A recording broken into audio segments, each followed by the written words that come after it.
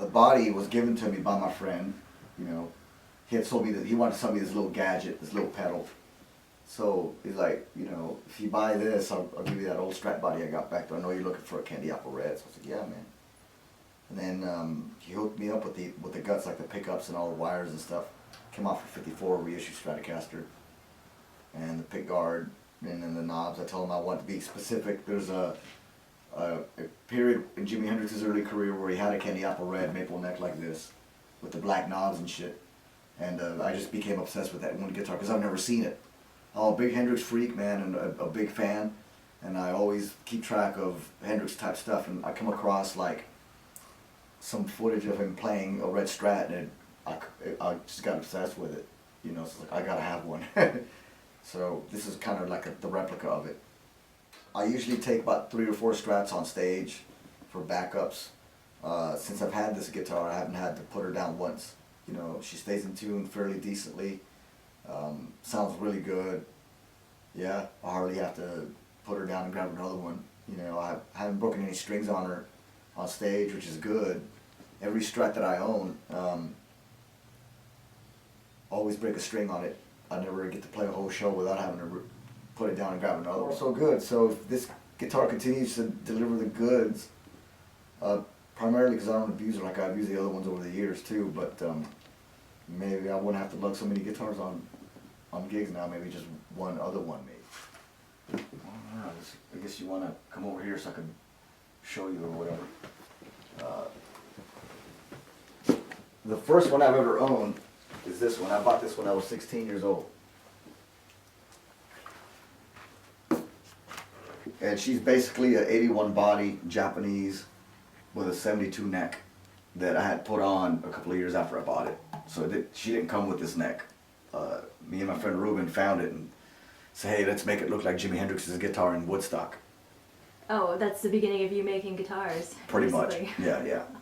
And then, I mean, the guitar when I bought her, she was in fairly good condition. She looked like one of those, you know, all shiny and stuff. But this is the guitar that I learned how to play on. So all the wears and the, you know, where I learned how to play, all the nicks and scratches and stuff that came out of me being a teenager and just throwing her about on stage and hitting people with her and stuff. You've always been punk rock, hitting people with her, is that what you said?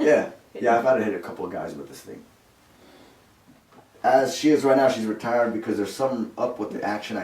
It's too high, and she was never like that. I don't know what happened. Maybe she's bowed somehow, but she still sounds good. So I got to get the neck worked on. The second Stratocaster is this one. I bought this one in '94, and she was brand spanking new when I bought her. This is not the original neck. This is probably the 4th neck that I've put on this guitar over the years. This one took a lot of abuse. This was mainly like, well, I don't know, at the time I only had her and Stella, so if I went crazy on stage or whatnot, you know, this was the one that would take the brunt of the abuse because I figured she's near where she could handle it. So over the years, she got thrown and stomped, and I've hit somebody with it once too, here. If you look in the back, she had broken in 3 pieces. And so what I did is I just had her on the wall in pieces as an ornament, and then I just started to miss her and how she felt and how she sounded. A local music store, and with a trash bag with all the pieces, laid it on the table, and he's like, what do you want me to do with that? I said, I want you to put her back together. And he's like, man, for the kind of money that you're going to spend on putting it back together, you could just get this brand new Strat over here. I was like, I don't want that brand new piece of shit. I want my baby back. Can you do it? If you can't, I'll take it elsewhere. And he's like, no, we can do it. The next one I could think of in order is this one, the black one. I call her Claire, just because she looks like a Claire to me. This one, she came as is, just the way she is. I just wrote all this stuff behind her. The neck took a lot of abuse, mainly on tour. And the only way I could get her to work was some duct tape, some gum, and some super glue, and some flamage. My friend Jay tried to fix it up for me, and he couldn't find like a chunk of wood that was missing on here. That's why I put the tape on here, because there's a big chunk of wood missing.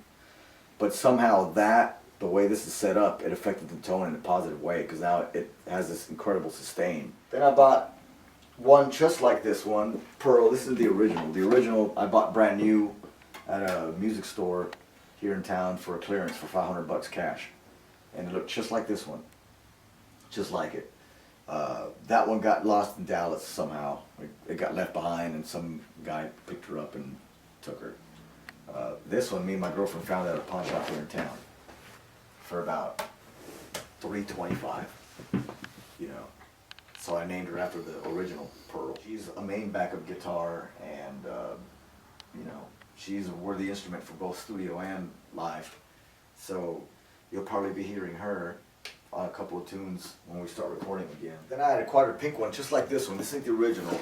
My friend John McVeigh, he's a local blues cat, had a pink one like this, and he gave it to me for Christmas after he bought himself another Strat or Les Paul, and this one just sat in the corner, or the pink one rather, and he gave it to me. But that one got stolen out of my van while I was at work.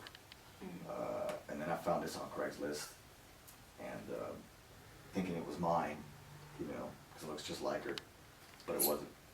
But I got a good deal on her anyway, and brought her home. But yeah, she's a good guitar as well. Then I bought this one, brand new. Oops.